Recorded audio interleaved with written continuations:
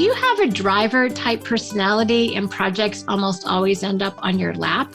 Or do you end up jumping in when projects don't seem to have an owner? Keep listening for some insight into this common entrepreneurial issue. Hi, Shannon Waller here, and welcome to Team Success. Today, I want to talk about an issue that has popped up in our company. It certainly popped up in a lot of the clients that I coach in their companies, and it has a lot to do with personality and project management and process management. And it's also in the spirit of who, not how. So I thought we'd do a little bit of a deep dive. Some of you may be familiar with one of the profiles that I'd like to use called DISC. And what DISC measures is personality preferences, and it has some incredibly useful information. It measures, for instance, whether or not you're more task-focused or more people-focused, and whether or not you're more fast-paced or reserved, which often looks like extroverted or introverted. Some other profiles like Berkman are also in a similar model. So one of the things I was talking about with a very close colleague of mine is how Ds, which are known as the dominant, driver, decisive, doers, how projects can end up defaulting to them because, and I've experienced this with a lot of entrepreneurs, as well as a lot of very successful team leaders, because they are Ds. And Ds, dominant, decisive, drivers, doers, abhor a power vacuum.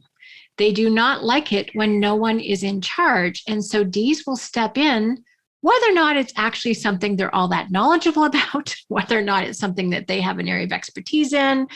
For them, it's really, really painful for no one to be in charge.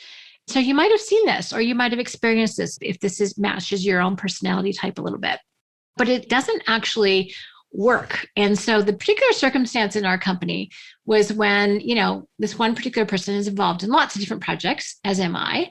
In one case, some project wasn't done and it wasn't finished. In fact, it got kind of lost, and she kind of got blamed for it. Well, the truth is, everyone thought it was her project. It wasn't.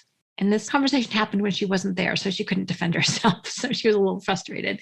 And that happens. So one of the things, and this came up in our EOS meeting, EOS stands for Entrepreneurial Operating System, is that we need to make sure that we always have a really, really, really clearly defined project manager.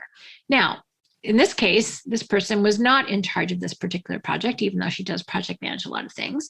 So it's interesting how the person who's a D driver can often become the default, even when it's not their project. So for those of us that are Ds, and I am one as well, in my DISC profile, I'm 100% D, my natural state. I think there was something in grade school on my report card that said, natural leader or something like that. But that's fine, only where I actually have something to contribute, though, where I know what I'm talking about when it's related to my unique ability. I should not be taking charge of things that I don't know anything about. That would be foolish. But sometimes we have been known to step in where there's a bit of a power vacuum. So my coaching for you today is make sure that there isn't a power vacuum. Make sure that someone is in charge and that they really own the project. Certainly, if you have a lot of processes in your company where things get handed off from one person to the next, sometimes the original project manager isn't even there any longer. And if the process gets kind of slowed down or stuck, we look to who's in charge, and sometimes there isn't anybody. So I think it's really, really important, even with long-term existing processes, that you still have someone who's in charge, who's going to overcome the roadblocks, who's going to speed things up, who's going to look for efficiencies, who's going to make sure things are tracked and timed appropriately. Because it's really a problem when it isn't, and things can get lost and projects can go awry when this is not happening. So really, really key. And again, often as part of entrepreneurial companies, we're fast moving. We do things really quickly. You may start with in strategic coach, a really fast impact filter, and then bam, it's already happening. Sometimes you even skip that step, which is never a good idea, by the way. But it's just key to make sure that you actually have someone to own the project. And it's kind of interesting because, in a unique ability team, everyone's responsible for doing the part of a project that they're unique at. But sometimes that ownership role can get, as I said earlier, overlooked. So it's actually one of our growth opportunities as strategic coaches to make sure that this is the case. I know for a lot of entrepreneurs, one of the reasons why they step in and why they're accused of micromanaging is because they're not really getting that sense of project ownership from their team. So hopefully this is not you.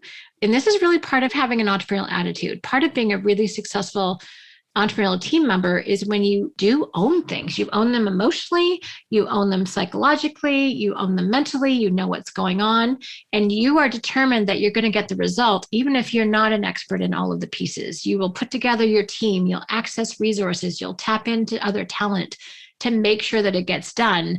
You're not going to be the person who says, "Oh, I don't know. They didn't call me back. I sent an email, but they didn't respond." That's not taking ownership. Taking ownership is like, okay, haven't heard back yet. I'm going to call again, or I'm going to call somebody else. You're really proactive. This is what I wrote about in the Team Success Handbook.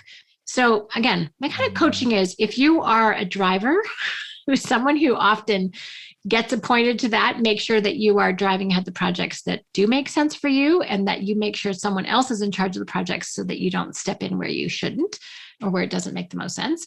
And that you make sure that for every one of your projects, you do in fact have someone who is capable and accountable. They don't have to be necessarily the expert, but they will own it. They will make sure that they have the big picture of what needs to happen.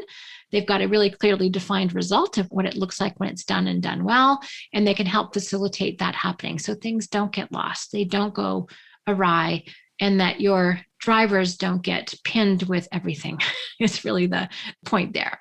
So I hope this makes some sense. It's kind of a little niche point about how a lot of entrepreneurial companies function, but is definitely an issue. I have run into it probably for well over a decade now that I've been aware of it, and it keeps happening. And I definitely thought it was worth the conversation.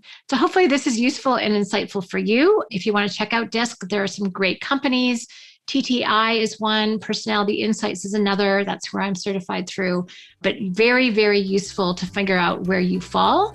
And you don't have to be a D to be in charge of a project, by the way. But if you are going to be in charge of a project, make sure that you actually own it. This is your puppy. This is your baby, to make sure that it gets done and done really well. So again, hope this is useful. If you have any questions or comments, please let me know at questions@strategiccoach.com. And as always, here's to your team success.